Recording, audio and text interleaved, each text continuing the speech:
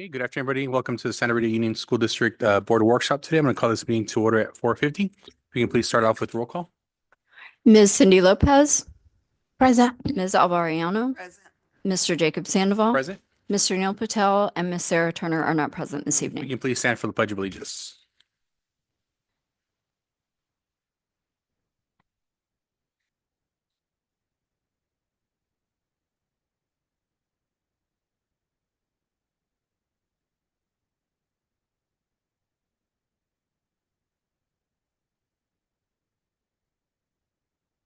Okay, item 1.3 is approval of board agenda. If I can please get a motion to approve the agenda.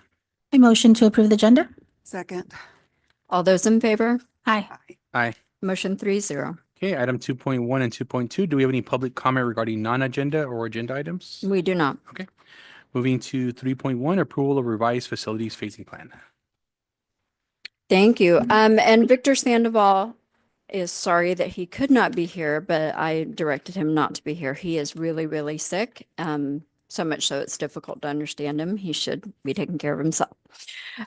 So we like to have the board look at and review and reapprove our phasing plan for facilities at least annually.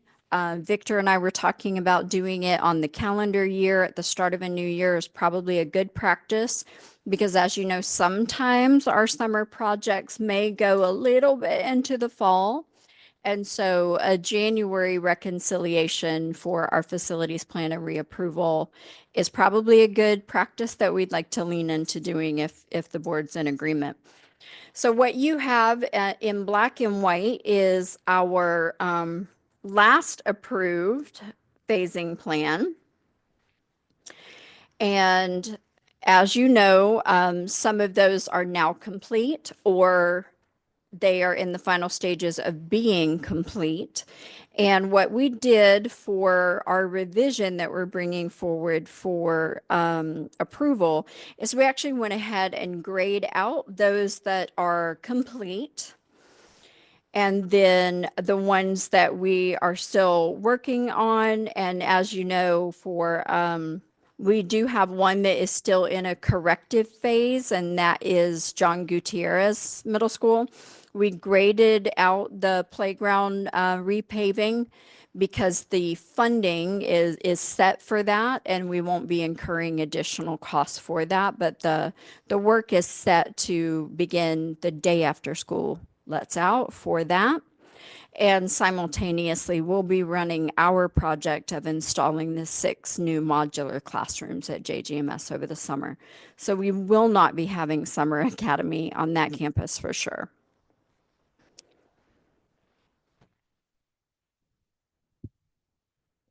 So it looks like one of the big changes I see here is the traditional kinder classrooms that were pushed out. We pushed the transitional kindergarten classroom constructions farther out because we're waiting on an update from our state government on when we can expect that funding.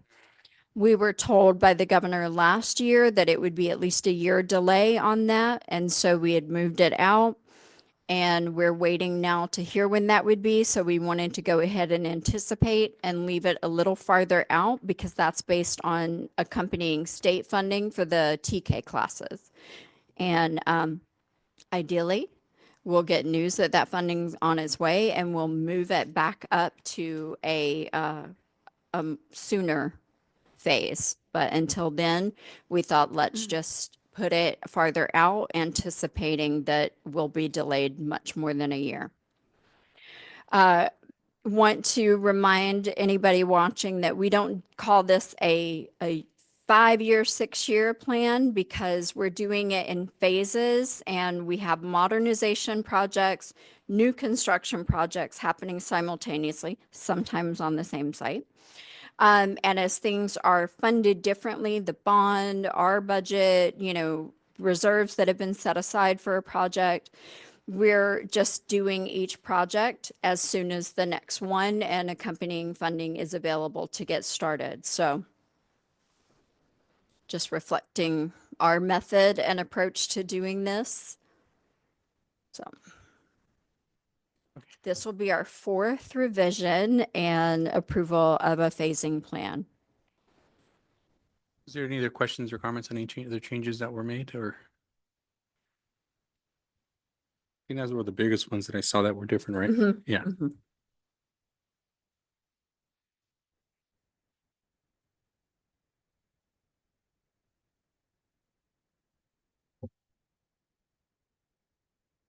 And I do like the signs that are bigger now, so they're able to each of the classrooms, yeah, they're more visible when you drive by. Yeah. I'm not sure if the ones, yeah, they're much more prominent, so people see that where the money's going to. Mhm. Okay. All right, if there's no other questions or comments, if I can please get a motion to approve the revised facing plan? I motion to approve the revised, please. Second. All those in favor? Aye. Motion 3-0. Thank you. Okay. Okay, thank you. Okay, we're gonna move on to item 4.1, which is an informational project status updates.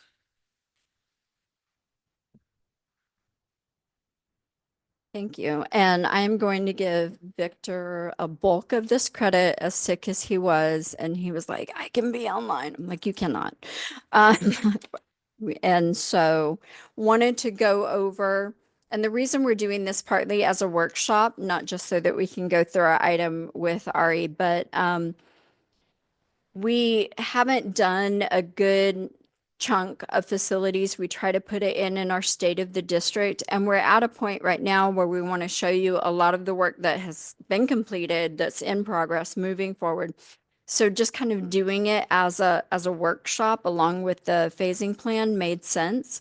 And that's something that we might consider doing like each year, even if it's just an evening workshop like this, to sort of bring in that calendar year closure and status mid-year of where things are and make that a practice. So thinking about that.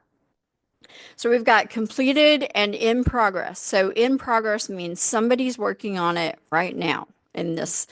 Then we've got upcoming projects. We've got our beautification and maintenance that really fit in with the board's new goal that we put into our strategic action plan. And then some Measure R updates with Rosa. So we're going to tag team a little bit and cover this information. And Victor's got lots of pictures in there for you. So completed and ongoing. As you know, we did the infrastructure at JGMS for the new construction that's upcoming. So our 6 classrooms, changing rooms, and then the paving, we did that right before they did that so that we didn't have to trench across the blacktop. So that's already set. We have 2 shade structures at McKinnon, 2 shade structures at New Republic. Those are our campuses that have large, wide open spaces without a lot of shaded areas. And then new restroom building at Santa Rita.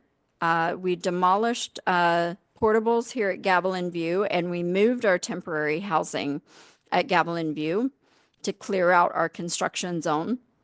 And we installed 3 new portables and electrical upgrades at La Jolla. Did you want to go over which one of these? Yes, Yeah. so all of these projects, like Melissa said, they're completed. All of the projects listed here, they were paid from bond funds, except for the new restroom at Santa Rita. That was a combination of bond fund and Fund 14. And just as we move forward with the projects, I want to talk about the main 3 fundings that we're using to be able to support this project, which is the largest, is our bond fund. And then from there, we also have the Fund 14, which is restricted only for facility projects. And the other fund that we're using is out of our general fund. There is a percentage that we have to set aside every year when we close the books. I think I talked about this in the past. And it's that 3% that is initially unrestricted from our LCFF, but as we close the books, it becomes restricted to be only used for facility upgrades and facility projects as well. So those are the main 3 funds that we are utilizing on most of the projects here. However, I do want to add that when we had the opportunity to use all of those one-time savings or one-time funds that they were probably expiring or that we can qualify to use it, we took advantage of that to be able to have some flexibility or prolong more the bonding funding as we are running out. And when we run out, we're gonna go back to doing the bond sale on probably July, May, July. So I'll talk more about that. But those are the main three funding that we're using for the projects. Just some photos to capture some of those completed projects, and always infrastructure lines and things like that. Just, it doesn't make usually like an astounding picture, and because you're not having kids play in that, right? It's so that we can make areas for kids to learn in and play in.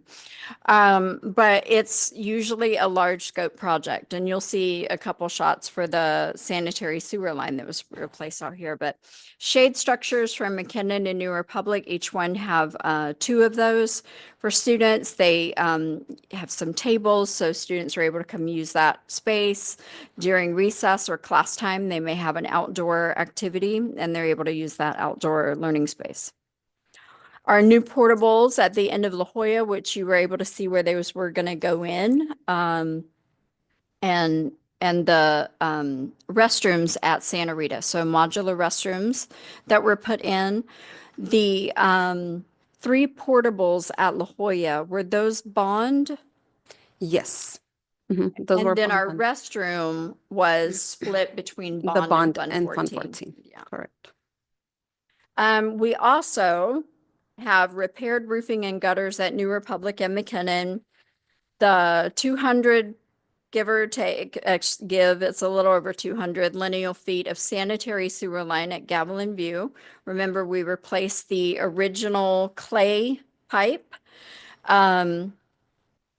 It hung in as long as it could. We replaced remaining older carpeting that was still in some of the rooms and learning spaces at New Republic. And we are currently, the repaving of the blacktop area, as I mentioned earlier, that correction's ongoing. So that's not 100% complete yet. And the construction of 1 new play structure at New Republic, McKinnon, Santa Rita, and La Jolla. New Republic and McKinnon are complete.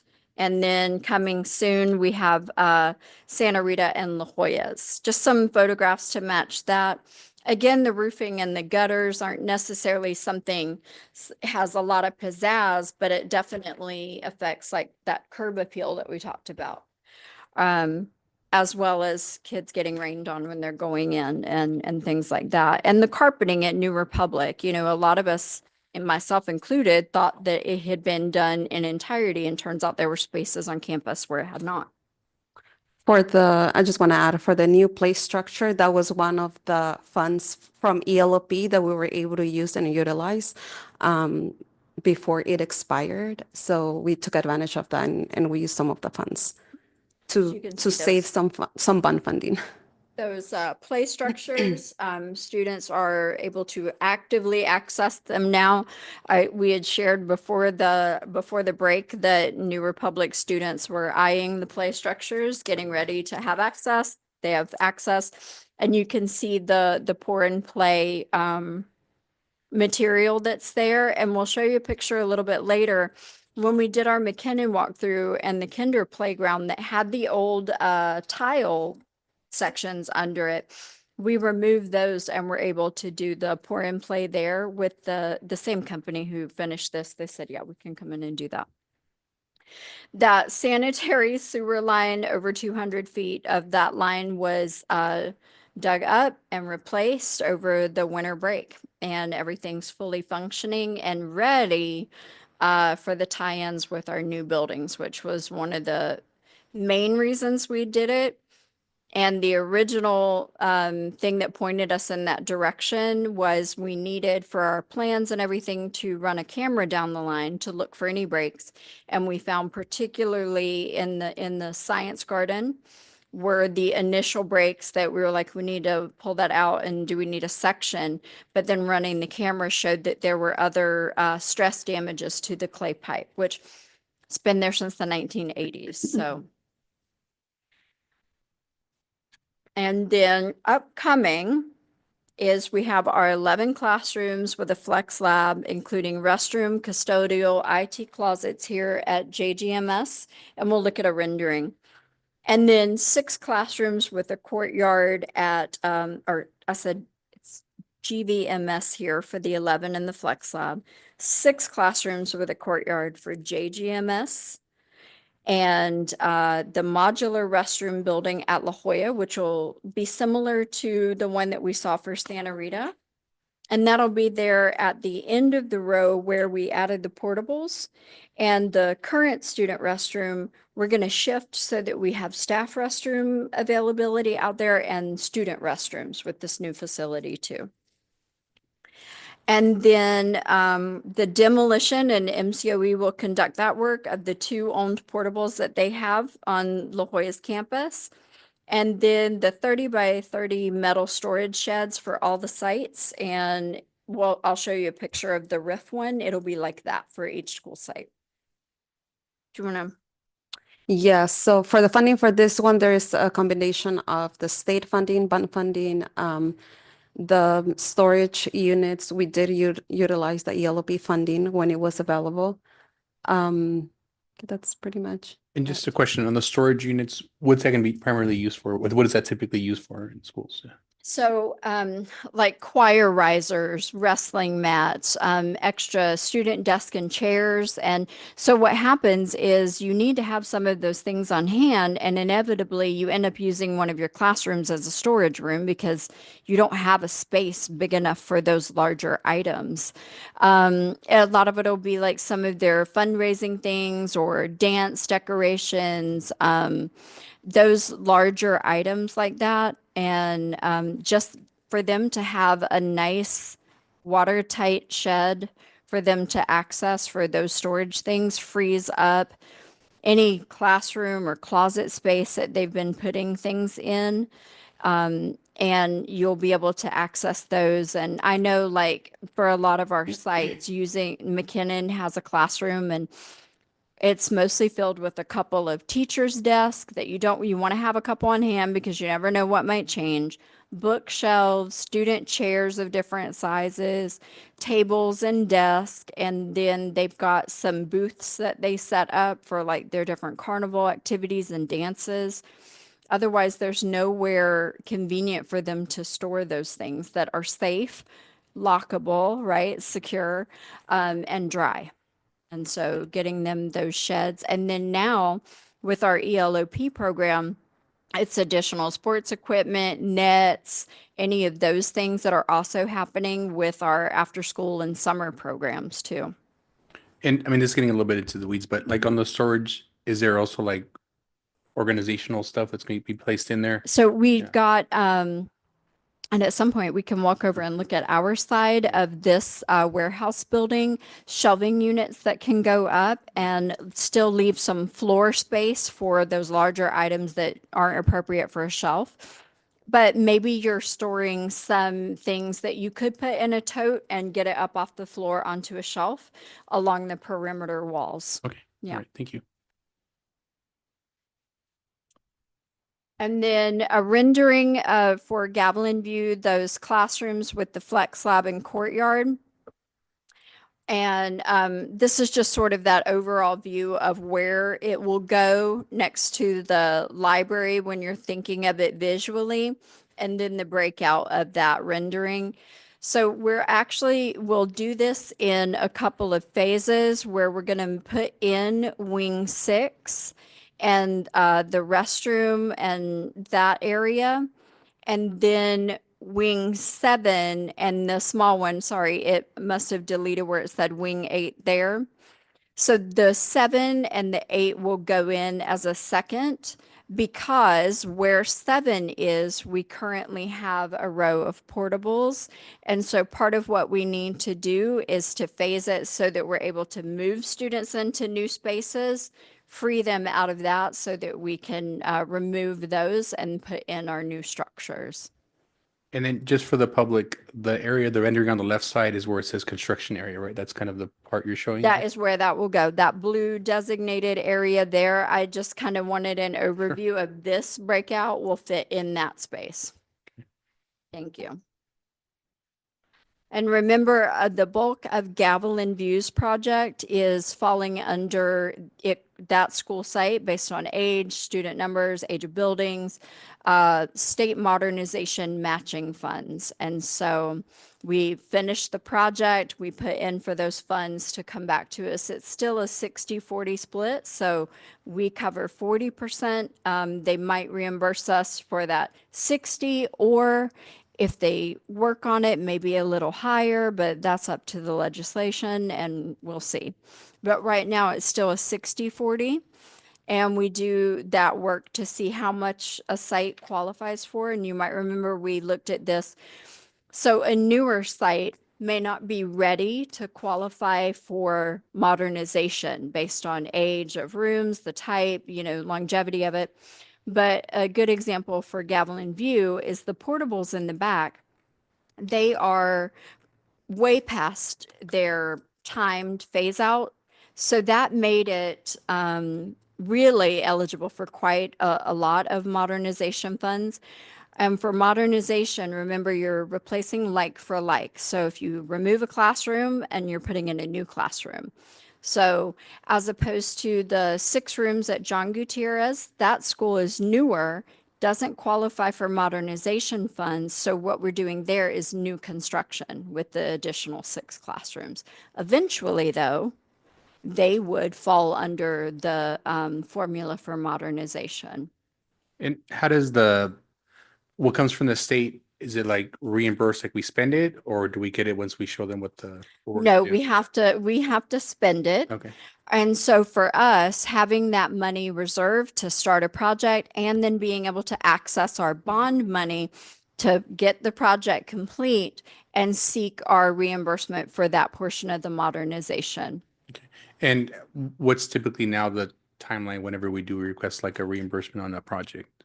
Usually a good 2 to 3 years. Really? Wow. Yeah. And so Ari knows, she probably deals with that a lot. Two would probably be really, really nice. So we tell everybody just plan for 3 for sure. And that always fluctuates a little bit based on the tenor of the government, the state budget, and those pieces. They may tell you, yes, it's approved. You're not going to get that for a little while longer, and it could be more like 5 years.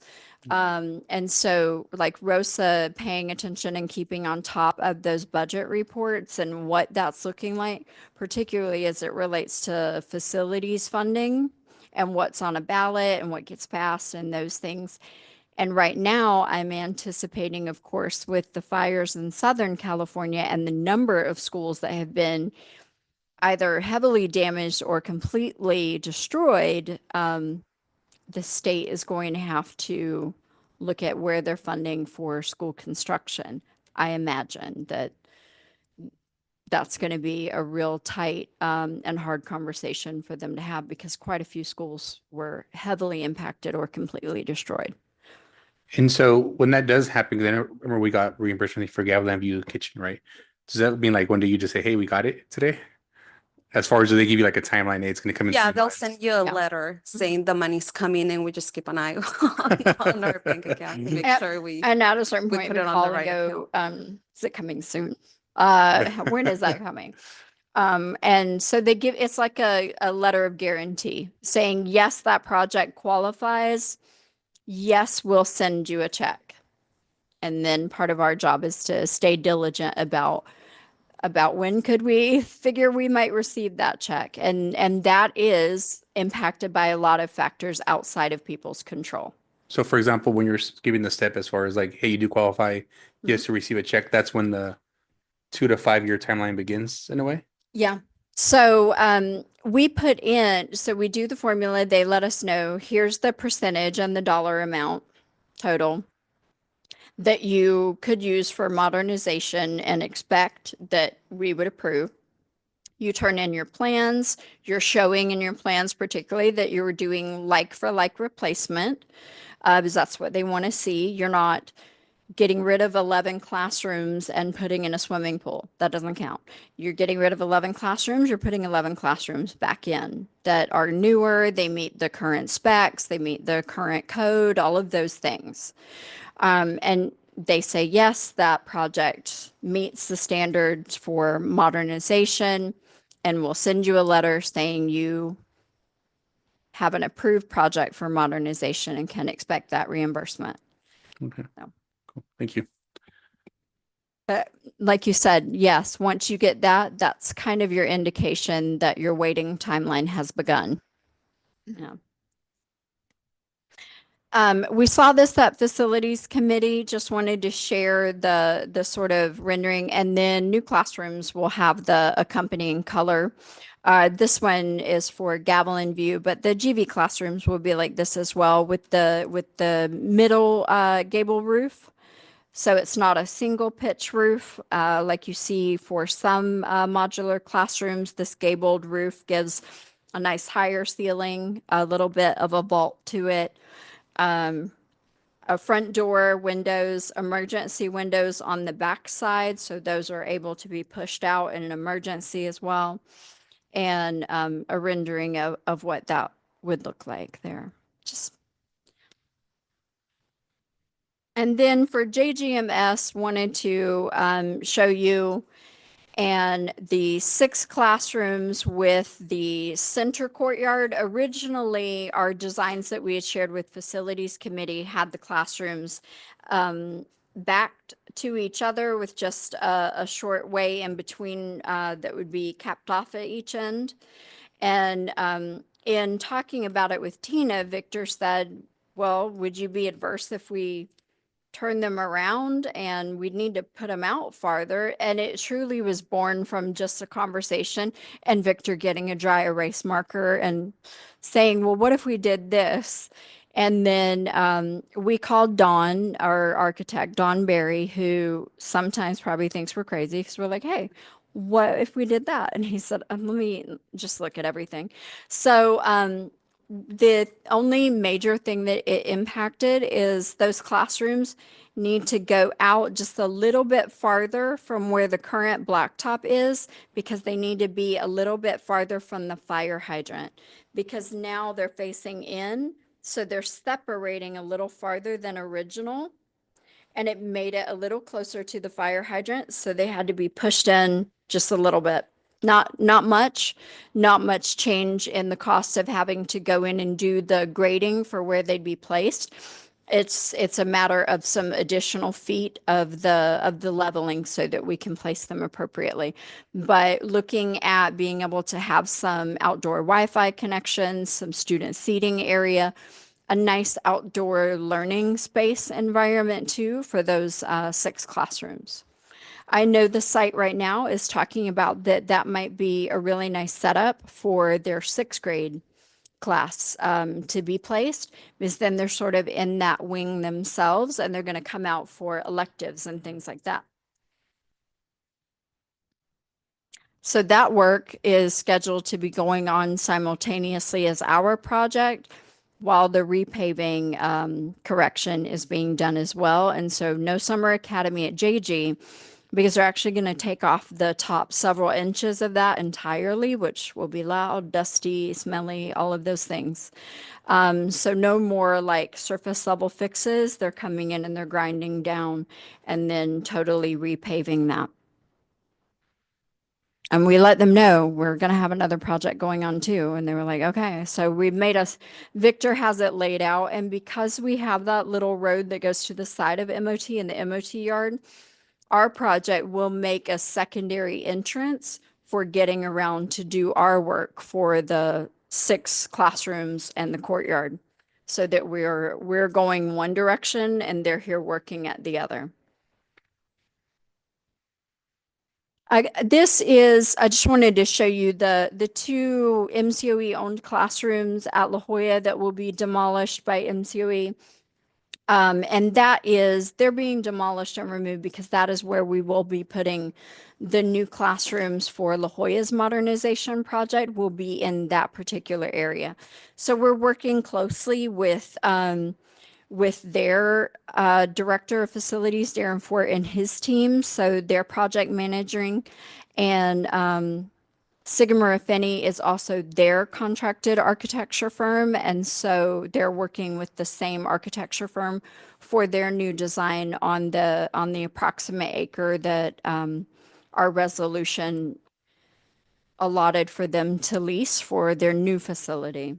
And then the storage shed. So the ones that are going in for the 6 sites that we shared, that's what they'll look like. This is the one that we established for RIF at the MOT yard. Okay. So again, with some of that beautification, painted the 4 temporary housing portables that are out back at GV because they're being used by students. We want them to at least look nice and inviting. And repaired and painted the rotted rainwater leaders at GV, Santa Rita, and McKinnon. Remove the large water tanks and replace those with a rainwater reclamation system at Gavilan View for the Science Garden. They also, over the break, and Victor's team is doing the beautification and maintenance projects. So Jesus or Victor's walking each site with the lead custodian, regularly going over what are you noticing, what do we need to do and put on this list. Rosa was able to, Yeah, so all of these verification projects we're utilizing our Fund 14, which is restricted for that specific purpose. We were able to set aside some money for overtime when needed. And so far, I look at the budget, I run a report this morning. I know we've been saving a lot just doing everything in-house. We have spent so far 25,000, including the extra hours. We have in the budget a little bit over 100K to be spent for the rest of the year. So far, we have some savings. Hopefully, we can do more if that's the end of the result. Once everybody turns in their timesheets and everything is good to go. But overall, we're seeing a savings in there. When emergencies come up, like the tree or the pipe, where to typically, So yeah. those we're using that emergency fund that we have out of Fund 01. It is the routine maintenance account and is restricted specifically for those purposes for any emergencies or any urgent repairs. So that's what the fund that we're using. The Okay. big projects bond fund. Yeah. And how does that's not the 3% you were mentioning as in Fund 14, right? That you mentioned. Yeah, that's separate. So the 3% comes out of the general fund and Fund 14 is just outside the Fund 01. It's just its own fund. So the one where you said that 2% gets deposited, that's the Fund 01 or the Fund 14? Yeah, it's Fund 01. It Yeah. gets a little bit tricky because it's out of the general fund, but in the general fund we have our unrestricted Yeah. that it's more flexible, and then we have the general fund restricted. So this at the beginning of the year it comes through the LCFF and is unrestricted, but as we close the books, it becomes restricted to be used only for that specific purposes. Yeah, the 3%. Yeah, the And so- 3%. We cannot use it on anything else but for And so for facilities. the one where you mentioned the emergency fund was a different fund, right? No, it's No, the same one. Okay, that's Yeah. what my question was. Okay, got it. So the one where you mentioned that we spent 25, we have 100, is that the same fund you're discussing or is it a? I was No, wanting to that's clarify. Fund 14. 14, okay. Yeah, no, the other one Okay, is way Okay, larger. got it. So Fund 14, we have about 130,000 just set aside out of Fund 01 for specific projects. And so far, we have spent about 25,000.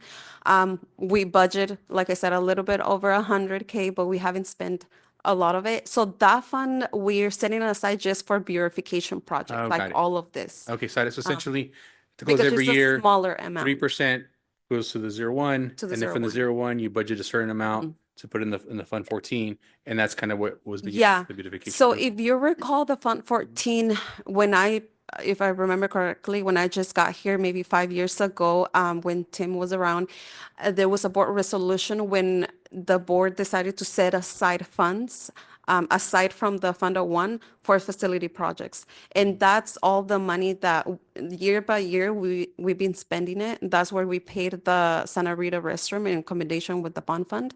And as we move forward, it's gonna end. So once those 130,000 is done, we're projecting that'll be done this year. But again, hopefully we have some savings and we Sure. can maybe even 50K use it for next year. But once that money is done in Fund 14, it's done. We don't get any funding or anything from the state or anything. We can add more if that's what the board decides to do. But as of today, that's all the funding that we got. Okay, thank you. Mhm.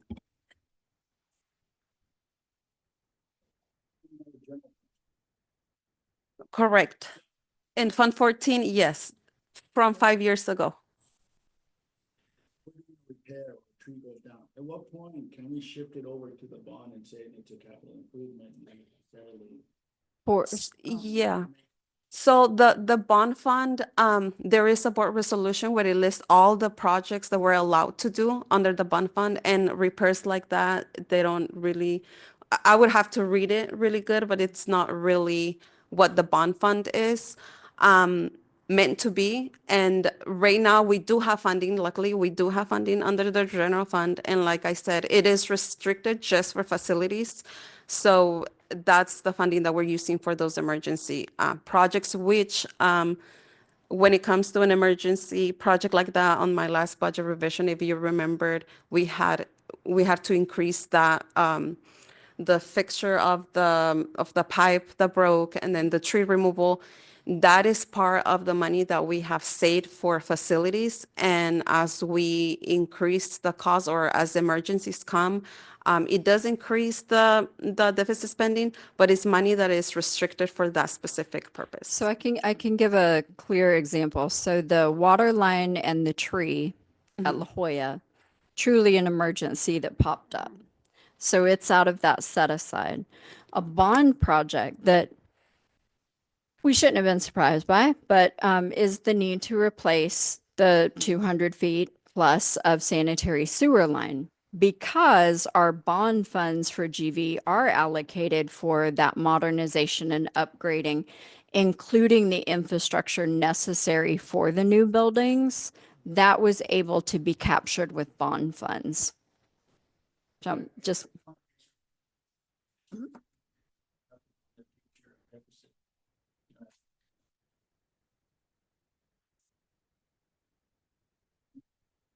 Yeah, and that's what we've been trying to do over the years, really. Like I mentioned before, with the one-time funds, every time we have an opportunity to, hey, we have this ELOP that we have to spend, let's go ahead and use it. So that way it can give us more time to spend the bond funds. So we're trying to use that one-time funds when available and we can, as much as we can. So that way we can have some savings in our unrestricted and our restricted Fund 01 and our Fund 14 and our bond fund. So we are doing that every time there's a new project. We always look, okay, what funding is available? What can fit better? If can we put it in the bond? What is it listed on the bond resolution? Is it one of the projects that is listed there? Yes or no? And as you remember as well, the last audit report, also when the auditor comes here and they look at the bond fund, they're reviewing every single expenditure that you have to make sure that it does align to what the community approved and what it was approved for those specific projects. So we're trying our best to do that as well as we move forward with what's available, what can we use the best, and how we can stretch those dollars as much as we can. another example on this is the removal of the large water tanks and a replacement with a reclamation system. The large water tanks, we were able, because they had enough of a value, to put them on the site where we're able to sell surplus as a public agency. And we swapped and used the funds that we recouped to purchase their new water reclamation system. So we were able to, in just making that change, it had its own offset. So we were able to get a couple $1,000s for the water tanks, and then we were able to spend that on the new system. But our team, so this is stuff that our guys are doing in-house, our ladies in Victor's department and gentlemen. They also separated the domestic irrigation and domestic water at GV. So over the break, while our contractors were doing sanitary sewer line, Victor and his team were out there with the equipment that they've all learned how to use, tracing all of those lines and mapping them and capping off and realigning where needed, because plans and actual tie-ins were not lining up. And before we put any new buildings out there, we just wanted to have an accurate system, and you never want any commingling of the domestic and the irrigation lines that basically between Gavel and View and the lines for Bobby Socks and that open area where we'll be putting the new buildings. They went in and did a lot of that. I think I have a photo of that. But then also having the time to get up and paint like ridge caps and the marquees at our school sites where they get faded. They're sitting in the sun and the color fades. So our temp housing area at GV, it's a work in progress. We're going to put some tables out for students, some planters to sort of beautify the area. Again, things like rainwater leader replacement, and then our water reclamation system that has more of a pressure system inside it so that they're able to use it to water the garden. And so the large tanks, they weighed too much and were on top of that clay sanitary sewer line.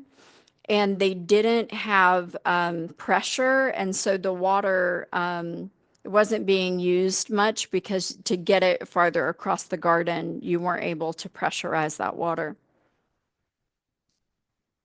And here they are, digging up, mapping, and then realigning where needed the domestic and the irrigation lines that they traced and separated out there. So I think that's Julio. And so this is our team and the work that setting aside that funding to do the overtime, to just invest in those pieces that they're able to do as well.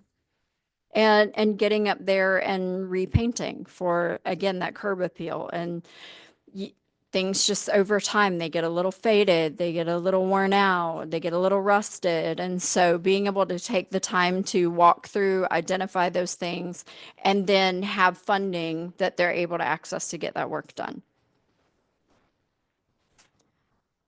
And these are some of the other things that they've done. They added some paving at the middle parking lot island at McKinnon, restriped and painted bus access and the front parking lots at McKinnon and New Republic. Added fresh decorative red bark to the sites. New tree and shrubs in the McKinnon courtyard. I think Victor shared with the board that the water line that had broken between the MCOE building and ours, the tree root system there had died and it was just empty. And so they went in and did that. Restored the track at New Republic, and then replaced that rubber matting in the kinder play area.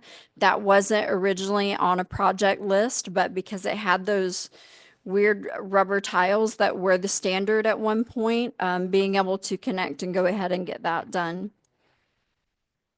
And then, yeah, just some photos of those things that they did. And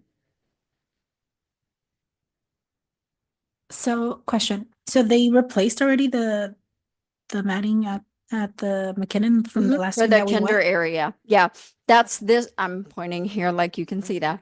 It's the picture on the top right. That was the one that when we did the walkthrough, the original rubber squares that were in that, they were able to take that out and do the pour and play around it as well over the break. And then going in and regrading the track at New Republic, just over time, it gets overgrown and uneven and those things. So they were able to get in there with our equipment, our team, and get that done too. And then some upcoming ones. As you know, they're adding the push bar style gates for ADA and DSA codes where needed. I'll show you a picture of one of the ones that are already installed at La Jolla. So they'll be similar to that at our other sites where they need them. We've got in partnership with IT, a connection of a new cellular for burglar and fire alarm systems. I know Rosa brought part of that funding project to the board with Victor to switch over to maybe cut down on those false alarms and the shorts within the phone system that were triggering alarms. We've got the removal of the outdoor cubbies at GV and then refinishing of the wall that's behind it, and replacement of the domestic backflow at GV. So current code standards, your backflow is above ground and GV's is under a large metal plate panel. And so we're going to work on getting that up to code above ground the way it should be. It was code when it was built. It isn't code now. And then, yeah. And then restriping parking lots for all of our sites. And that usually takes a break so that no one's trying to get in there. And then completing concrete paving for parking lot islands at New Republic. We had the ones done at McKinnon. Now, again, these are all things that our team is working on. So we have contractors for big projects. These are the things that our team is able to conquer. And so the upper left is the push bar style gate. So handle on the outside, push bar or panic hardware it's called on the inside. Those cubbies that no one uses, but they are weathered, they are falling apart, they're breaking apart. And so Victor's team is going to go in, and again, they want to make sure there aren't students in the area because they're going to need to take that out, and they anticipate a need to refinish that wall that's behind it. The striping and parking lines at the rest of our sites so that they're nice and bright again. And we have the equipment to do that in-house as well with Victor's team. Where are those cubbies at? I'm sorry. At Gavilan View, they were put in, so the year that I started in 2015, yeah, they were put in a few predecessors of Victor's position ago. And they're just the plywood and it's starting to split and students don't use them. So, and we imagine that they're causing some damage behind that wall with retaining moisture. And what is the upper right that? What are those are the metal plates over where the backflow is at GV that they're going to need to remove those and bring it up. Okay. That is over to the side. As you can see, if you go towards the end of the grass is the science garden. That science garden is still named after Tommy Spencer? Mhm. Or- yeah. Is there a sign saying that? There is. Okay. And then upcoming as well, we've got the front entrance window wall system at the district office. As you know, right now, it's not as safe as when we want it. The top glass in my time here has shattered out twice. Once on one of our employees as she was coming in. And the very front door, you are not able to lock it from inside. And the main door is going in. Mm-hmm. Mm-hmm. And there's a rendering of what it'll look like. And removal of remaining wallpaper and repainting. If the lights are all on, you can tell that there are a couple of slightly different colors of paint throughout the building. And there's still some areas where there's old wallpaper that is peeling off. And so just need to get that done. We've got our repair of that main water line at La Jolla, wrapping that up now. They've repaired the break and they just want to get in there when the tree is removed and make sure that the rest of the system right around it is solid as well. The removal of that tree at La Jolla is estimated for February 25th. Miss Escamilla and her team will send out some community messages to her families. The tree has been there a very long time, and realizing that the root ball had started to grow around and then eventually into the water line, one could imagine why that tree remained healthy regardless of the weather. And big, right? And it has a lot of surface roots. In my time here, we have pulled up the pavement in the kinder playground, shaved the roots down, repaved. We've done the same on the opposing side of the fence with a portion of the parking lot and the sidewalk. They are broken and raised again. And then once we realize the main water line is right under that tree. That was just poor placement of that tree whenever it was planted. Repair that asphalt and concrete and the asphalt in the parking lot as well. And then different tripping hazards district-wide that Keenan, our insurance adjuster, comes in and they also help identify things. You know, they're like, that could be a tripping hazard, that could be those things. And those are all things that we can work on as well. So the front entrance, we're gonna take out the farthest outside window. The new system of door and side windows that will go in will also have that solid panel right above it. And that is to also allow for some of the alarm system and locking mechanism that the doors will now house in them so that they are able to be locked from the outside or the inside. So from that. Mm-hmm. So from that picture, it's pretty much all the glass is getting replaced. So that, and the farthest outside panels where they appear that solid sort of cream Okay. color. Yeah. Right now is another bank of windows. Oh, got it. Okay. Okay. And so those windows have a safety tint on them, but they are not safety glass either. And so one of the times that the glass shattered, someone had shot a BB and it was able to penetrate. So the glass that will be replaced with Okay. is safety glass as okay. well. Okay. Thank you. So we'll lose the farthest outside window panels and we'll lose one of the window panels up top, but that is to allow a safer window door system with better access to our alarms and locking. I'm all for additional security measures. However, if we're gonna have expense to redo some of the stuff in the main building, there's one thing that's really irked me for God knows how long, and that is those lattices patterns we have. You know, my understanding, we're the only building in our district that has that, right? These two. Us in Gavilan View still has some of that.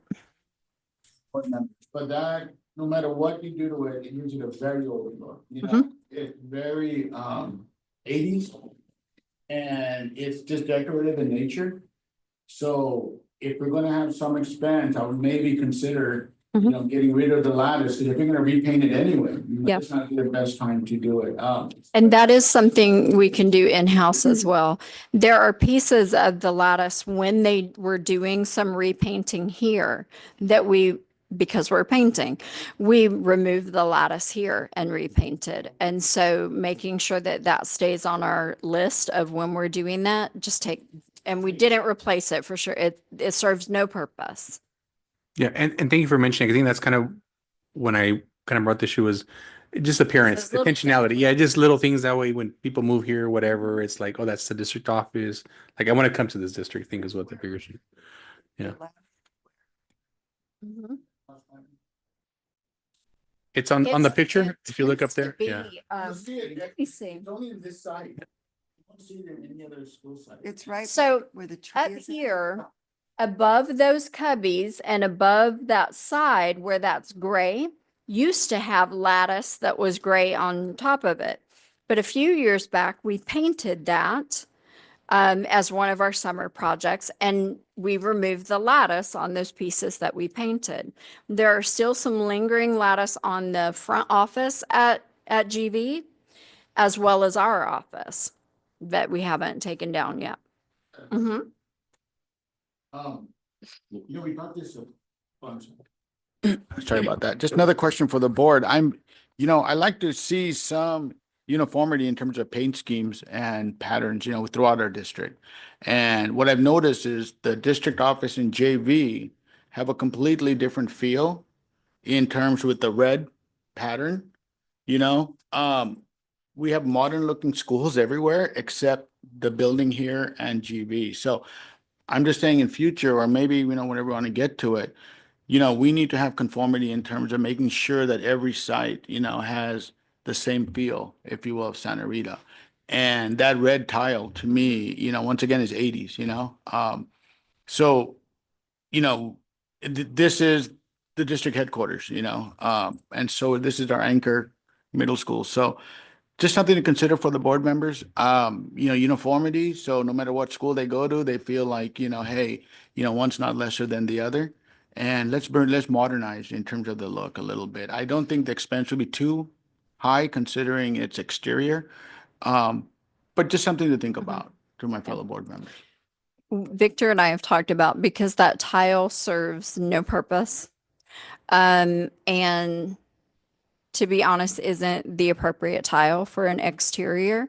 We found that out when we had to redo the wall that was outside the superintendent's and the old board room on that side of the building. You'll notice we didn't reinstall tile. We painted a matching color up to that same level. It's not appropriate for long-term exterior tiling. So someone cut some corners when they put that in. It was probably cheaper. And what we'd like to do, and it's always, budget, but is to remove those and re-stucco. Yeah, and then a uniform color. When we remove the tiles, at different places for GVMS as well. It's the same. It doesn't serve a purpose. But the tile on that side wall there.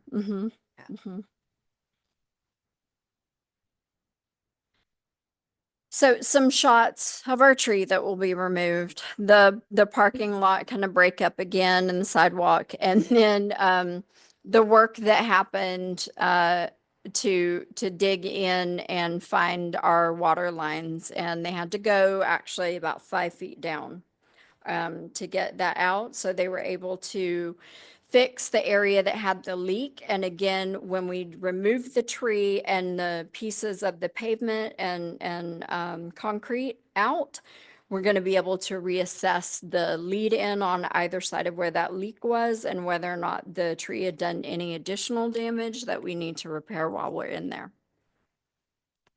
Good. It is a beautiful tree. Quick question. Mhm. Actually, I'm just curious. Since the district office had mold Mhm. at one point, do we have to bring somebody in again to check for mold? Or it's just completely We, done? that's on a regular schedule to have someone come in and do air quality Okay. with our insurance and everything. And then it was really interesting because the mold that was growing in there actually was penicillin-based mold as well. And Interesting. our previous superintendent is allergic to penicillin, so his reaction to it is really what set Yeah. off. But and the only way that we found the mold is during the COVID closures and people were working from home, and fogging became one of the procedures. And so our team had gone in with the disinfectant fogging. I happened to be up here working and needed to grab something out of what was that little office space, and it had a window in it between the boardroom and the superintendent's office. And I opened the door, and the wallpaper that was under the window had peeled off, and you could see the mold. I snapped a picture and I called Victor, and he said, "Get out of that office and close that door right now."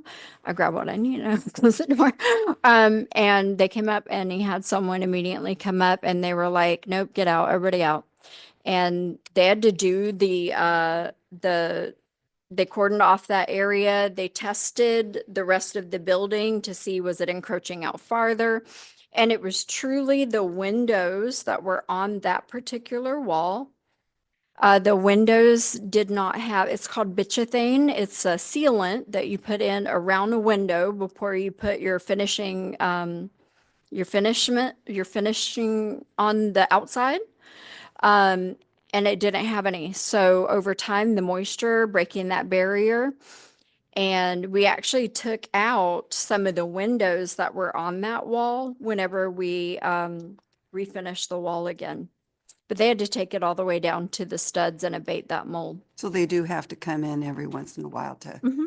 oh, good, good. You know what?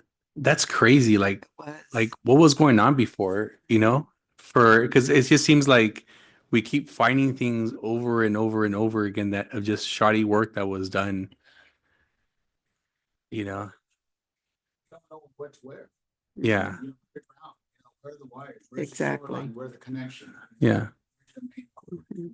It's infrastructure wise, it's also an issue, so. Mhm. Yeah. It just feels like because they cut so many corners before, it's like it's costing extra money now Yes.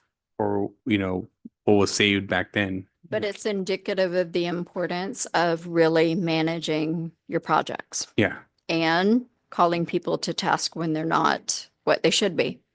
And that's tedious, it's time consuming, but we don't want anybody 20 years from now being like Yeah. that, just right, Yeah. who was doing that, right? Because that's what happens. Sometimes something works for decades and then all of a sudden you're like, that's not even where it says it connects and what we're finding. Shortcuts cost Mhm. us a lot of money. And continues to be. And then Rosa's got a little bit of info for our measure our bond. Yeah, so it's pretty straightforward. Talking about, how we got approved those $24.9 million and we did the first round of selling the first round of bonds, which was the $9 million. And now, based on the projects, most of the projects here on the facing summary plan are going to be funded from the bond fund. We're estimating that we're going to be running out of funds from the bond around the summertime, which is when most of the projects are happening. So we are looking forward and working in connection with Miguel and getting ready for the next round of bond sale, which is estimated about $6.4 million to $7 million. It really depends on the market rate at that time.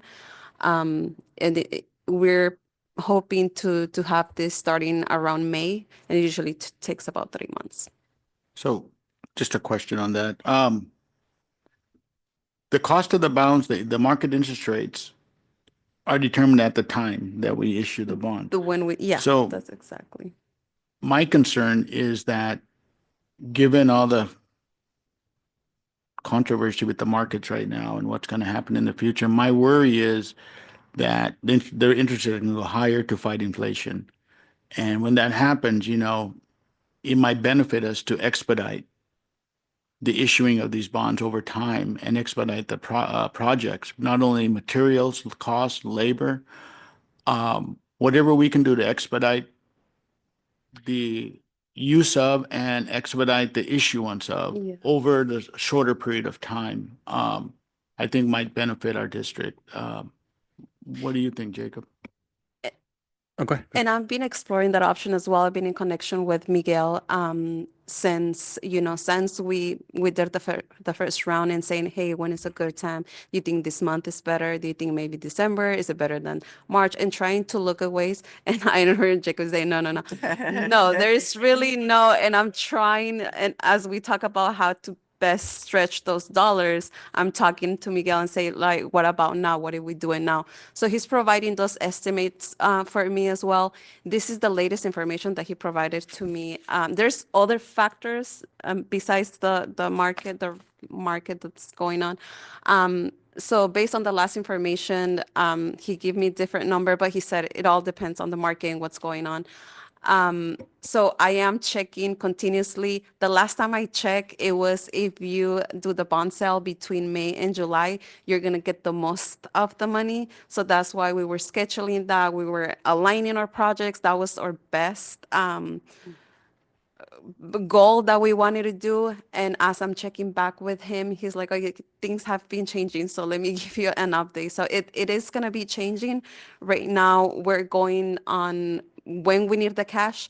He's actually going to be here tomorrow around that area. So we're going to have a conversation about that. And if there is a chance that we might do it sooner because it's more convenient, if he has more information, then we're going to go ahead and do that. But yeah, we are checking with him continuously as the market keeps changing, and we're trying to get the best dollars as we can. So if you can ask him, like, what would be like the timeline as far as like our process? So like, let's say rates drop or whatever the case is and say, hey, Miguel, we want to do it now. From the day that we have to approve it here, from the day that it goes to the market, I guess find out what that timeline would be. So usually since the first time when you start the process is about 3 months Okay. after it closes and everything is done. So you start the process and then there's steps that you have to follow and things like that. And it's usually around that. So 3 like, months. let's say, for example, you can ask them, or in case you don't, we don't know, like, let's say we want to say, okay, you're targeting May as an example. So we start next month, right? So maybe, or actually, you know what, maybe you guys just can send us like a timeline of what the steps are. So like, let's say, for example, does that have to come to the board? I imagine again, we're going to sell bonds, right? So we say, hey, we're going to sell bonds, and that's another, if we have to do a hearing or whatever, yeah. How much lead time could the board say, yes, we'll approve the sale of the bonds?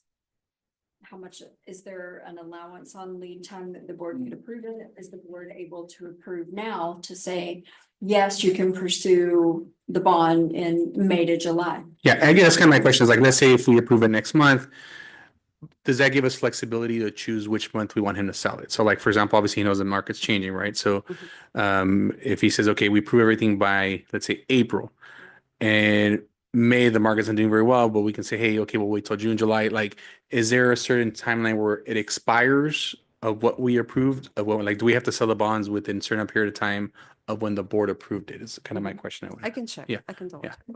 Yeah, and then also like the timeline of the steps again, just as a refresher for us and stuff. Yeah. Just to clarify, my main concern in this is the longer it takes, labor's going up, material's gonna go up. The sooner we expedite the projects and quickly issue the bonds as possible, or even in the long run, if the interest rates go down, we can always refinance, correct? The bonds? I would Given have to certain, check. I would have to check with. Yeah, they're usually like the way the school bonds work. I think you there can't is a wait refinance. list, there's a wait time, yeah. Yeah, there's a wait time. So like if they go down next year, we wouldn't be able to refinance. No, but I mean, there is a way to do it. I know we did it once during the 14 years, I've been here, we did it once. Yeah. And so, They're expensed. yeah, There's a window in which you can refinance. And I don't know if you're So- able to do that after they're fully sold. so once again, we have limited money, costs are going up. The sooner we spend it, the more projects we can get done. The longer it takes, the less direct development or changes we'll be able to squeeze out of those dollars, So right now, given the uncertainty in the market, I don't think anyone's saying things are going to go down in terms of labor or materials. And those are our two main components. So once again, that's my advice for the board, expedite, push the projects as fast as possible, issuance as fast as possible. And then in the future, if we need to, refinance. Yeah. We'll see the timelines and we can kind of revisit the discussion first. Yeah. And just a little bit of feedback, since we started with getting the funding from the bonds, we haven't put any project on hold or pushed it back because of the lack of funding. Like I know Victor's working really hard on verification of all the sites and safety and emergencies and trying to do all that. and the bond fund and the projects. So we're doing a lot. I mean, if Yeah. you think about it, just everything that Melissa mentioned, but none of the projects have been on hold because of the lack of funding. If something gets move forward and say like, we need the funding sooner, then we would move forward, because that is pretty much how we're planning it right now. We know that the schedule projects and the timing and when we're going to run out of funds. But so far, thankfully, we haven't pushed anything back because of the lack of funding, and we've been Yeah. doing the best that we can. So it's more capacity and just Mhm. permits and time, right? But regarding the capacity, most of this is not being done in-house, correct? Contract. Yeah. So, once again, we can have more than one project going on at the same time with, depending on the capacity of the contractors, so I stand by my, advice. How much money do we have left in the current bond? So we're scheduled with all the projects that we have here to be done between the summer. Okay. So we still have and I have a different spreadsheet for Okay. myself. Okay. It's not the same one because I do it by year, because Sure. I want to know, I'm dealing more with cash basis. But based on what we have scheduled, the projects that pretty much Melissa talked about that are happening in the summer, that are happening now, we'll have enough for those projects now. So pretty much everything that Melissa talked about is already in the budget. The only ones that are not in the budget are the upcoming projects, which we're looking into more bond funds, into hopefully state funding and all of that. But everything that it was presented today, it's good to go in the budget. Okay. And then our goal is within the next couple of months. So we'll look at it. Yeah. Well, ultimately, the goal boils down to we don't want a gap in expending these bond funds and when we need the next ones. Because again, for the phasing, we're trying to do the things as quickly as we can get them done. I know Rosa has her separate one where she tags a year to things. But the reality is anytime we can push something or pull something forward to move it along, knowing that things like the TK classrooms that have allocated state funding, we have to push those out until we know. But in terms of contractors and labor, that means we're going to move them up to projects that we can do sooner, and hope that the state figures out their funding for TK classrooms. And doing those. And so we'll ask those timeline questions and timing and things for Miguel, so that if there's a ball that we can get rolling now for a May or June sale, that makes perfect sense. Yeah. Any other questions or comments? So we've got notes about some of the things that you all talked about for the beautification modernization, our big projects, contractors, and those pieces, and what we can have going simultaneously.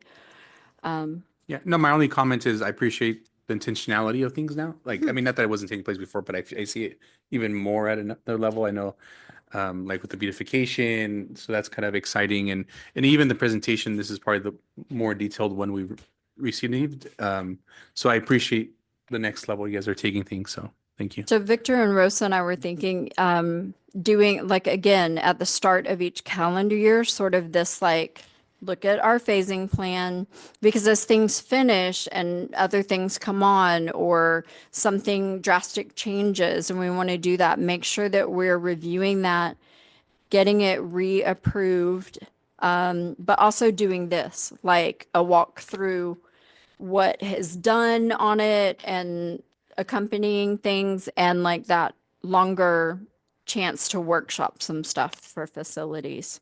Yeah. And I like the walkthroughs that we do now, Oh, yes. because then we kind of see and then kind of identify projects too. So thank you. I mean, it was our McKinnon walkthrough that we were like, what's this on that kinder playground? And turns out like our contractor that was there for the other was like, yeah, we can remove that and do the pour and play. Cool. So, Okay. So thank you, everybody. We're going to move on to item 4.2, discussion leaseback procurement process.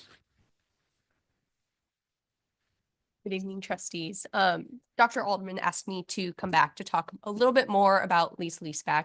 Last time I was here, we talked about the construction delivery methods generally. We talked about design bid build, which is our traditional kind of hard bid. We talked about design build, and then we talked about leaseback and what that means for awarding the project and kind of how you award a project based on best value, which incorporates more than just the price into the consideration. So, perfect. So today we're just going to do a high level overview of the process. You know, once you issue an RFP, what happens, and then we're going to talk a little bit about how the sausage is made, what kind of I work on with Victor and the team when we're developing that RFP and those contract documents, and then the scoring strategies and getting the board's input on what it is, the interest that we want to see reflected in kind of the contractor's qualifications and things like that. One more slide. Just as a refresher, leaseback, it is a alternative construction delivery method. So, and what it means is the district leases land or a site to the contractor. The contractor then takes whatever that total project value is, and that is divided, and they sublease it back to the district. And then at the end of the construction, the district retains title to the improvements. So it's a leaseback, and the sublease payments are based on what the construction total project value is. So this is kind of what it looks like walking through the process of, okay, so the district has actually already done step one, which is, and for those not in attendance at the screen, the resolution adopting LLB procedures. That had actually been done quite a few years ago. And what that resolution said is the district is going to make sure that however they are going to award the project is going to be, they're going to include that information in their proposal and in their request for proposal, and they're going to follow those instructions. So the first step is already done. Next step is we move towards pre-qualification. And if you guys recall, when we talked about pre-qualification, it's a requirement not just for leaseback projects, but for all projects over $1 million. And that is based on, it is modeled off of a Department of Industrial Relations questionnaire. And so it's a lot of check boxes. And what the district will do is whether they choose to pre-qualify annually or quarterly, they'll send notices, and the contractor will submit, and they say, I want to be pre-qualified on a project. They'll submit an application. The district will review them. And then based on the scoring sheet, and I don't know, and I can actually pass one around if it would be, it's a different scoring sheet than what you have in front of you at the pre-qual scoring sheet. They will score the contractors, and then they'll determine, you want to see this and pass it around if it's helpful. They will determine whether or not that contractor is pre-qualified and kind of to the extent they can be. So up to what project value are they allowed to submit a proposal on? So pre-qualification is the first step, and a contractor for leaseback must be pre-qualified in order to submit a proposal. So you'll go through the pre-qualification process, and then after that, and sometimes this could be done as almost a one single process, just with like a longer timeline, but we're going to get the pre-qualifications first, and then we're going to get the proposals. So it might not be as bifurcated as you would initially think. But a lot of times, especially if you're doing like annually, let's say we're going to pre-qualify, the district will pre-qualify contractors in January, but then so you're going to have all these pre-qualified contractors, but you're not going to submit a request for proposals until June. That's going to be done way in advance of the time. So after you pre-qualify, you're going to submit a request for proposal. And this is where we are going to craft and inform the contractors what it is the district is going to award the contract on.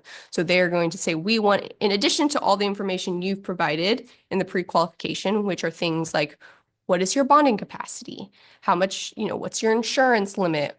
What's the highest contract value you've ever been awarded? Have you ever been assessed liquidated damages in the last 5 years? Very poignant questions related to construction projects.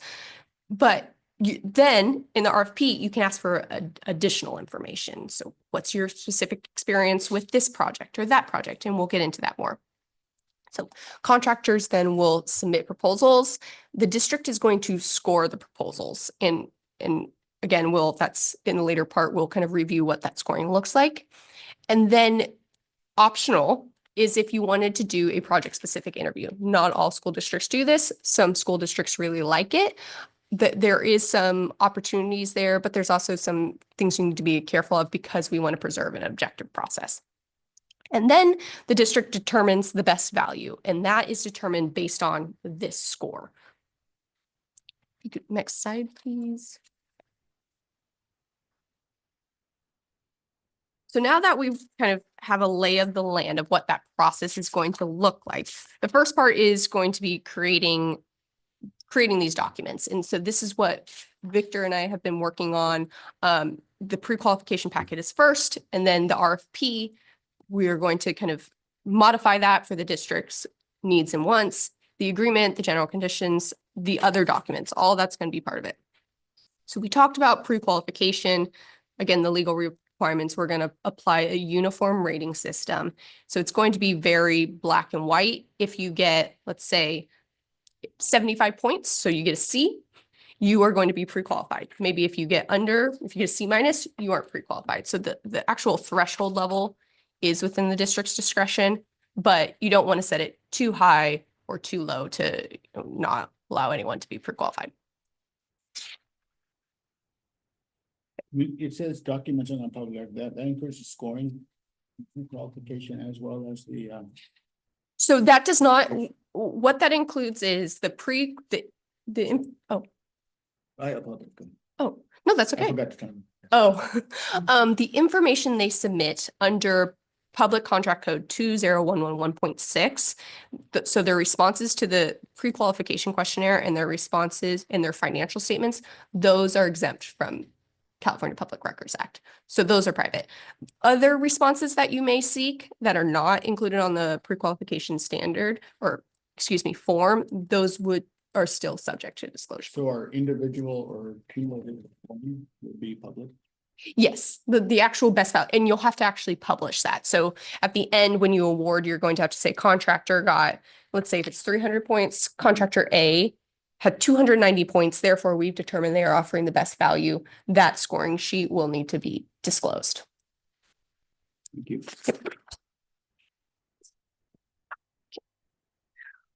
Requests for proposals. So this is when we can talk about this now, or we can actually talk about it in a few slides from now, but we are going to draft this RFP based on kind of what the project is you're intending to build. So whether it's as Melissa shared, we're talking about new construction, are they expanding student capacity at a school site or a new school site, or are we doing modernization?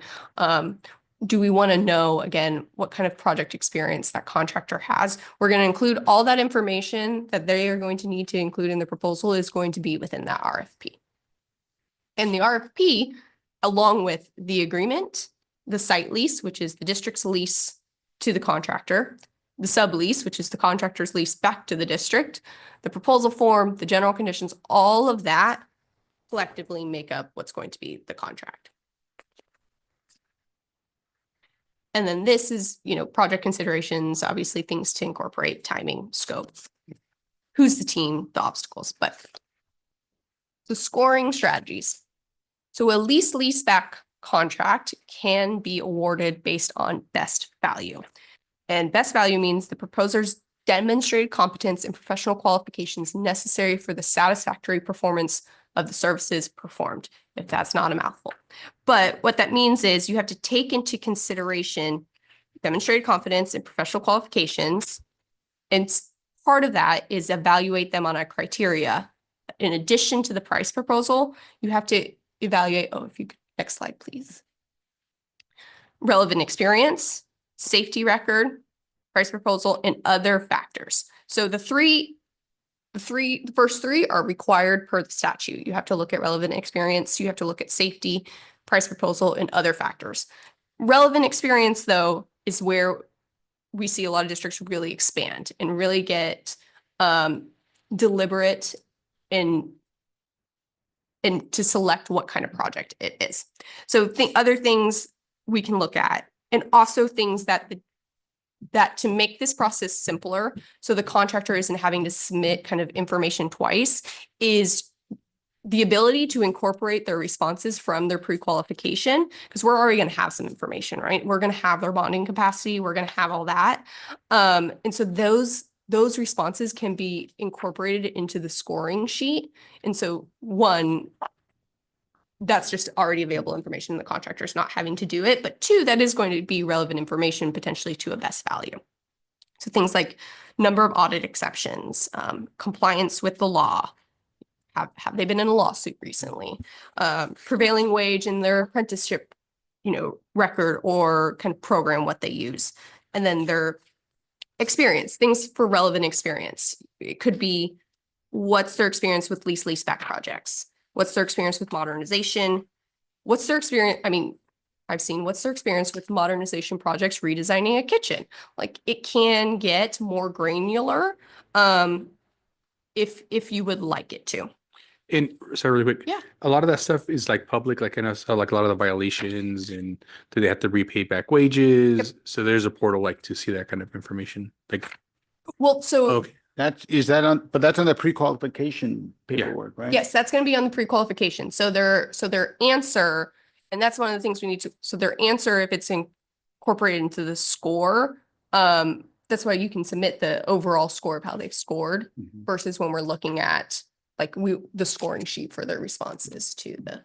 But is theirs open for the public, their response, their pre-qualification response? No, their pre-qualification response, the questionnaire and the financials are not public records. so I guess what I'm saying is like one of the questions is, have you ever had to repay back prevailing wages? I think that's one of the questions I saw here was, Oh, on the questionnaire, Yeah. because that would be a response to that questionnaire, it wouldn't be a public record. okay, no, I guess what I'm saying is there a way for us to verify that fact? In the Or scoring. is it just their own, Oh, I attest that I've never paid back wages? Great question. Isn't that in Yes. the scoring? I mean, at the end, Back there's to a the- certification that they have to sign. Mhm. And so they do have to certify to their responses that under penalty of perjury, that it is true and correct. There's not necessarily an affirmative obligation, but there is, if you see in the scoring sheet, there's like an area that says requires follow-up. So if there's something that you're reviewing in the pre-qualification scoring sheet, so if there's something you're reviewing and, Victor's like, I need more information on, that's something they can go back to the contractor and ask them follow-up questions. And then two, if they need documentation, they can always request that information from the contractor. Yeah, I guess I was just thinking of situations where somebody has had, Yeah. and they still answer no, but there's no way to verify that besides their own certification is pretty much. Well, unless they search the DIR's website and pull up and it's of the record, which depending on the age of it, it could be on there. But the ultimate verification is the contractor certifying that it's true and correct. Okay, but there is a website to research at least part of it when we look them up in a way. Timeline, Yeah, okay. if it's within the right timeline and if it's something that is provided to the public, things like bonding capacity isn't Yeah, necessarily okay. something we're going to, because it's going to be what their surety is. But violations are, I think like even within real estate, if you ever had a violation, you look at the person's license. It's Exactly. listed there, okay. Yep. got it. So the CSLB will post the construction Okay. license. All right, thank Yeah, you. we'll post that. Okay. So score allocation, and this is in front of you all, you have this is just a very rough example of a modernization project kind of scoring sheet based on a 300. Why I say rough, I think there could be areas for improvement to make this a little bit more, to make it very clear of how the objective criteria is being applied. But this is an example of an expansion of kind of what would be the standard kind of responses or that you would get in addition to what is on the pre-qualification answers. Yes. Yep. this is good. So in some of these, you'll see like on number 2, when we go to disputes, district will consider factors such as liquidated damages paid, disbarred, disqualified from bidding on public project, denied bids on grounds of non-responsibility. A lot of that information will be things that are provided on the pre-qualification questionnaire that the district can use and then award points to. One of the nice things about the pre-qualification questionnaire is it provides, the DIR kind of provides if you've had like 1 violation, it's 5 points. If you've had 2. So we do try and emulate that when we're developing the score sheet. So it's very easy for district staff when they are reviewing to just assign those scores based on the responses available.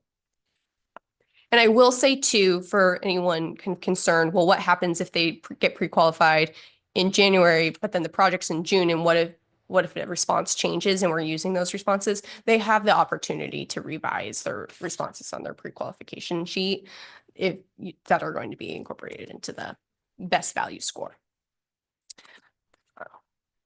So I think, I apologize. I No. was just trying to keep up Yep. with your pace. Going back to score allocation, you mentioned other factors. So that gives us the ability to create localized qualification standards for our district specifically, and that would be used in the scoring system. Is there any examples you can give in terms of other factors? yep, so one example would be, if you see number 6 on the contractor qualification scoring sheet, local experience in selection process of subcontractors. So- That's where I was going at Yep. right there. Okay. District will consider prior experience working with local contractors in, the county.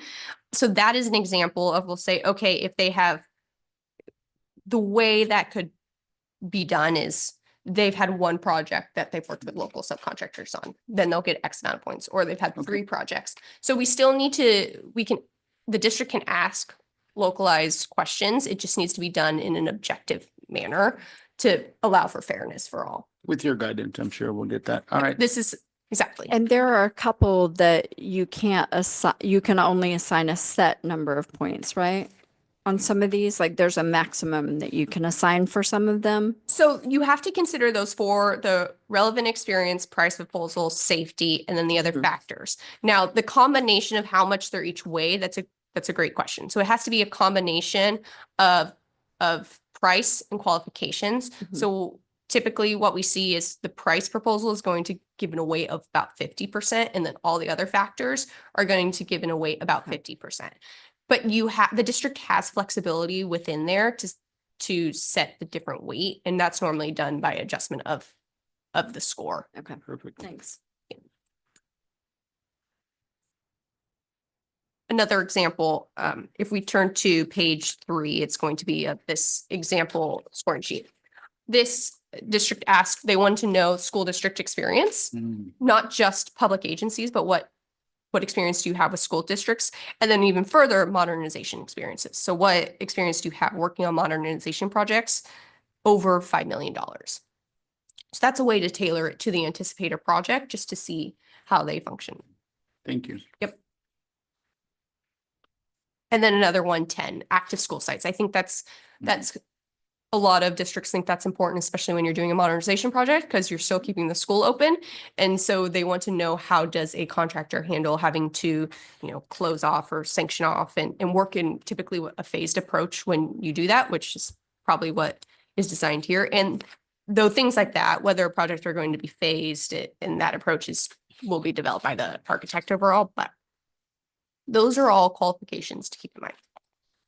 So in this example you'll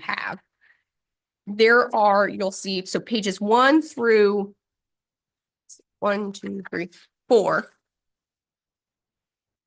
The district would award kind of a score based on the qualification section that you inform the contractor, this is what you're awarding. And then the fee proposal, for example, this one gets 100 points because this whole score sheet is at a 300 points.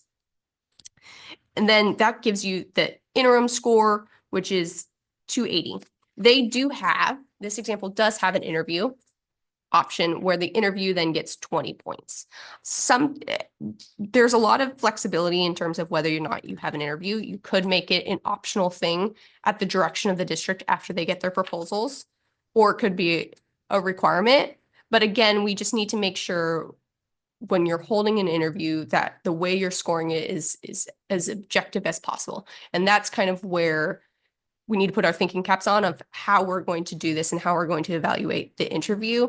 A lot of times what we'll see is a score sheet similar to this, but for the interview. So when the interviewers are in, they're able to appropriately judge the responses, because to make sure that they're being objective as possible when it's a kind of subjective component, because it's an interview. So I think that's the most important kind of key takeaway, and anything that the district would like to see be contemplated in the overall best value score is to just, how are we going to evaluate this on an objective level? And make sure that's incorporated and that's communicated Yeah. to the transparent. contractors. So really quick, I know in the example you're giving on page 4, Mhm. and they said the fee proposal was it's 100 points or out of 100 points, right? So I see, I can already. So the person who has the lowest bid would get the 100, and then from there you'd kind of go down 90, 80, or however we decide to. Exactly. So in this case, if it was a lump sum, exactly, the lowest cost proposal would receive the highest amount of points. If it was a fee, it would be the lowest fee, whether it was 3% or 5%. Oh, and here I see. Okay, subtracting 1 point per every 10,000. Yep, Okay. exactly. And that's another example of how they incorporated, how are we going to judge this? Like how many points we're going to assign? We're just going to take the lowest, that's going to be the 100, and then every 10,000 increments is how we're going to subtract it. Okay, got it. That's gonna be another workshop. So that was really the overall purpose. I think also just to hear feedback, if there's something specific that you know is interesting, that you want to have reflected in the best value, and then we will work with district staff to develop this criteria and make sure that it's properly included within the contract documents in the RFP. Yeah, I think after looking over the template, maybe we'll have a better, but I see a lot of these are really good. I mean, I don't know what the board sees, anything else, but I appreciate the presentation. Very informative. We have our work cut out for us, you know, but I think with the proper guidance, we can get there. And I had another question, because you guys have a lot of experience doing that. Do you find there's less of a pool of contractors? Because obviously it's somebody who has to be a little bit more detailed to submit a proposal, to go in there, that the pool shrinks, or you still kind of get the amount of contractors who apply, or That's a good question. I don't know how to word it. It's back Yeah. to the conversation we had back in November that, I think there was a question of if we do design build or if we do LLB, is the pool smaller? And it's honestly a regional Area? Yeah, okay. thing. I will say contractors who are used to doing lease back or design build, they're very used to submitting proposals. Of course, yeah. They normally have something on deck, like a template, and then they revise accordingly. So this process isn't new to them. It's going to be a regional thing. And I think as the district explores using lease back for other projects, the first project is really going to be, an example of what the type of pool you'll get. Okay, makes sense. So what would be potentially the next steps in? So really, our next step for this is getting any board input on, are there things in this that you want to weight particularly different? This is seeking any board input on it, so that we can then put out our call for proposals and get this sent out with it. It's really just looking at that. And if we wanted to have some time to workshop with Ariel while she's here, ask any questions about why would you might want to rate that different or not include that, having her here with us to kind of go through this worksheet. This worksheet isn't something like we're going to put out in advance. It's part of that package. So, because to be fair and objective, so that once we put that out, any contractor who's picking it up at the same time goes, oh, okay, nobody's given an unfair advantage. Nobody is, understanding what any of this ahead of time, like giving anybody an unfair advantage, right? We're trying to be as objective as possible. But this is really about seeking trustee input on, is there anything in here or something missing in here? Like our thought with this draft in particular was to make sure that we're asking about modernization, not just new construction, because for a lot of buildings, so the modernization project at Gavilan View, we want to know both, because that modernization project is clearing a space and putting new buildings down. Yes, we're replacing like for like, but we're really putting in new buildings in that space. As opposed to some of the modernization planned at La Jolla is to reconfigure the use and space of that original brick building to change that into being the front of the school with an office. So the building itself and those pieces is staying intact, and the modernization work with that building is truly doing a reconfiguration and redesign of a space, as opposed to putting in new classrooms and removing old portables. So theirs is a bit of both. And so knowing, have you done that modernization that has that kind of like remodeling of a space, not just new construction of brand new spaces? Ariel, my question to you, I kind of brought it up last time we were here in November, but I guess to anticipate, right? So if I understand this correctly, the lease back is basically the district leasing it to a contractor. It makes it more simplified in the way that the contractor subcontracts, but we still have like, hey, we want this, whatnot, we're still in it, right? But I guess my question is, like everything, there's pros and cons, right?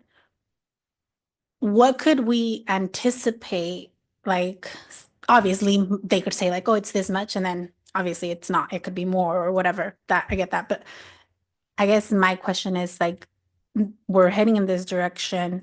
If we were to anticipate, a con, like what would it be like one of the biggest like problems that we could like hit on, or like, like of course there's always going to be issues and whatnot, but what would be one of our biggest like we're halted or something like that, I guess. I like that.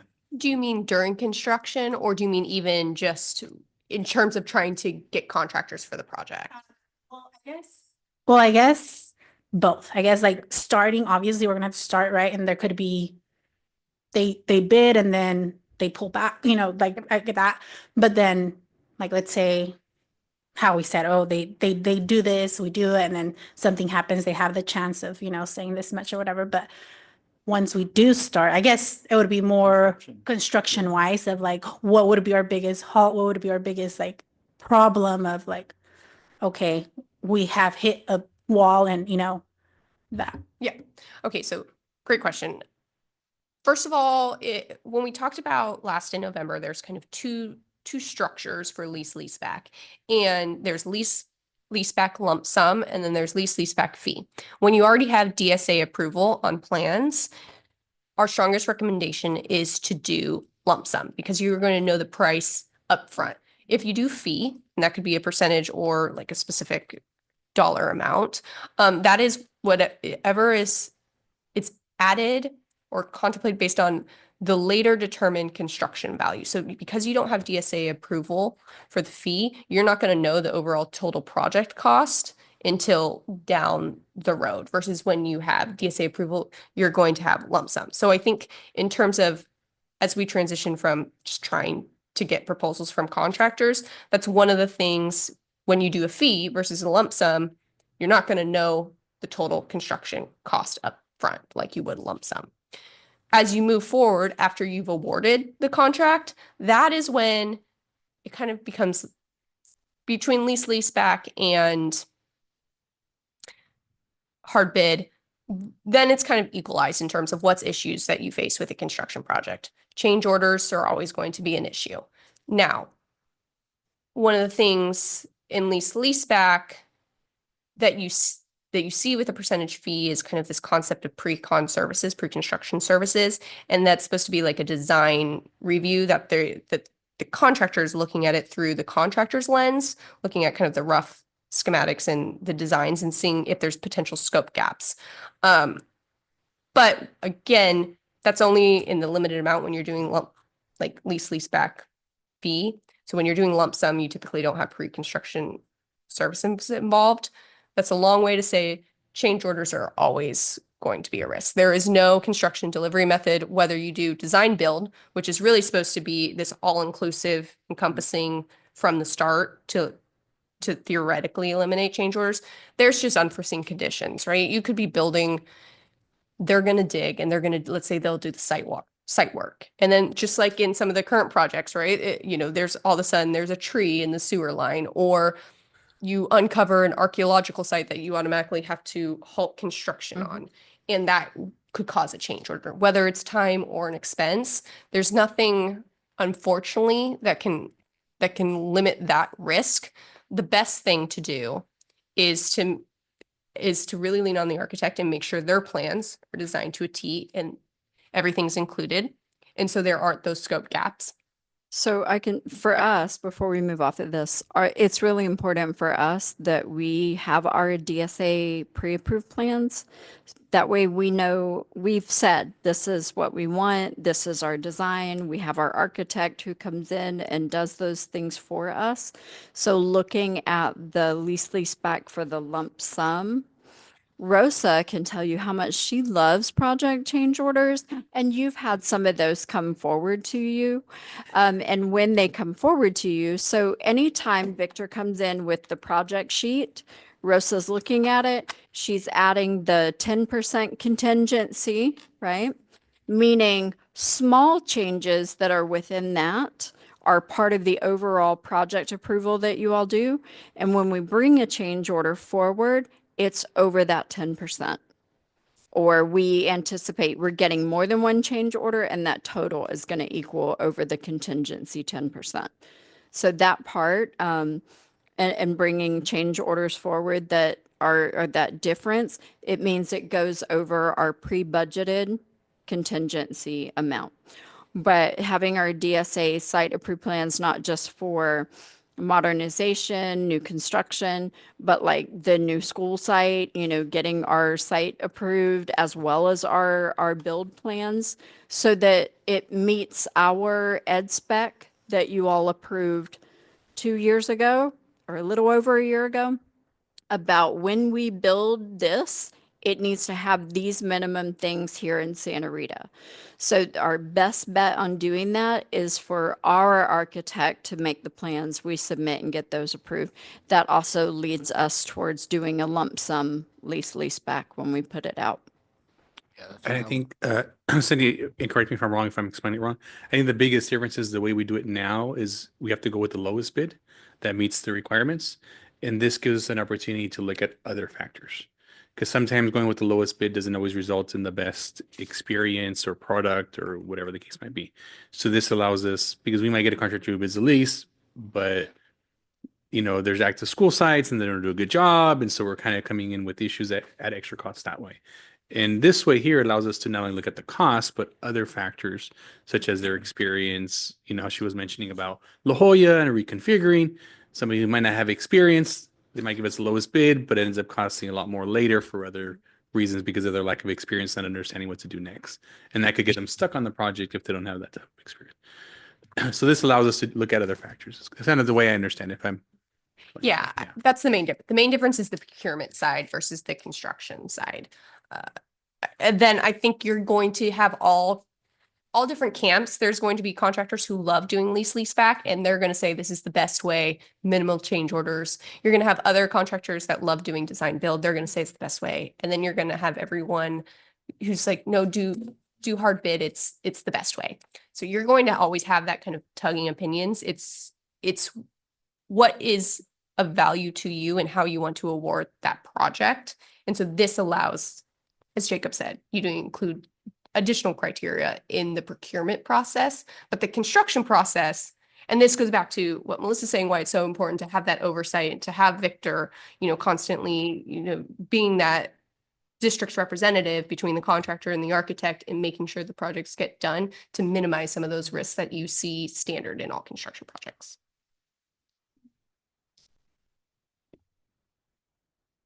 At least for me, based off of the list, I don't see anything else that I can think of at the moment that would be added. I think a lot of the questions there are really good. Maybe just later on figuring out the point system in case we wanted to weigh it a little different. I don't know if the board saw anything else that they, yeah.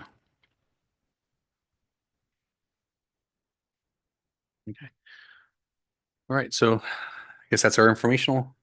That is, thank you very much. No, thank you. Thank you very much. Better understanding it now that we've done it a couple of times to go through there. And for the board members, I highly recommend their podcast. They cover a variety of different topics. Super informative. Thank you for that. Yes, I've different topics. Sometimes I'll like background. Yeah. construction, immigration, all of this. Yeah. Got it. Yeah. Okay, well, our next regular scheduled board meeting will be February 12th. And there's any suggested future board items or requests? If not, if I can get a motion to adjourn at 6:38. I motion to adjourn. Second. All those in favor? Aye. Captain. Motion 4-0. Okay, have a nice evening, everyone, and thank you.